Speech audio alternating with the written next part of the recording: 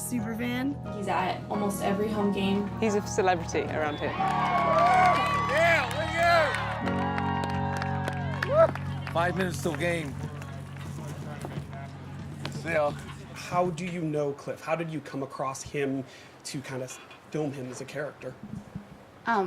Two of my youngest daughters attended Stanford and were athletes, so I saw Cliff for over 6 years cheering at all their games. They played field hockey and soccer, and I would always see him come alone and leave alone, and I was guilty, like other people. Everyone would say, what's his story? But no one really went and talked to him and asked him his story. And finally, and I have to say this because my husband, who's always kind and reaches out to those that a lot of people ignore, I learned about his story. And so when I was thinking about doing a doc for a class I had, I reached out to Cliff and asked if I could tell his story. And everyone told me he's really hard to get to talk.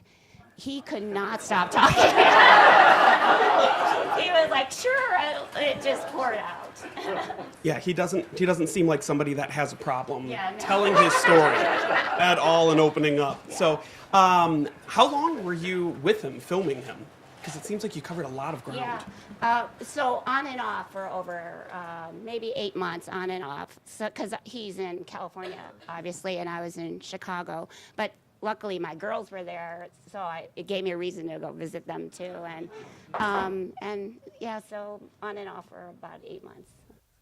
My father was very strict. If you did something bad, he'd beat you. I guess sometimes we were really afraid of him.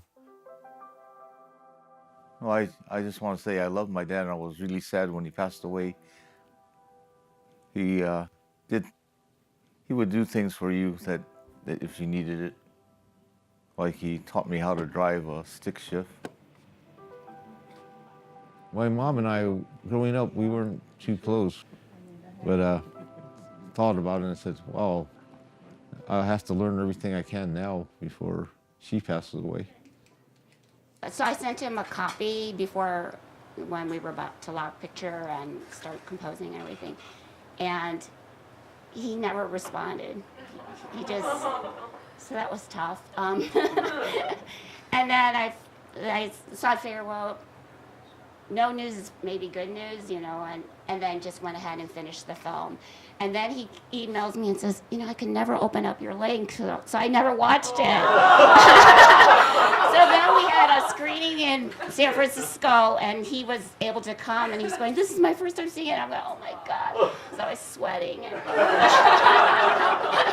But if there was a place for him to show to see it for the first time, it was great to do it in San Francisco because tons of athletes came.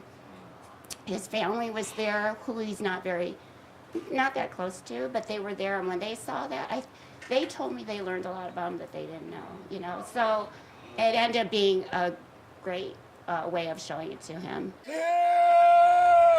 Cliff was sitting down in front of me, and he says, on the count of 3, yell, go, and we're not stopping yelling go until they score. We're like, okay, yeah, we'll see how well this works, So he counts down 1, 2, 3, and then as soon as the kick goes, he yells, go! And he keeps going. Within 5 seconds, we scored.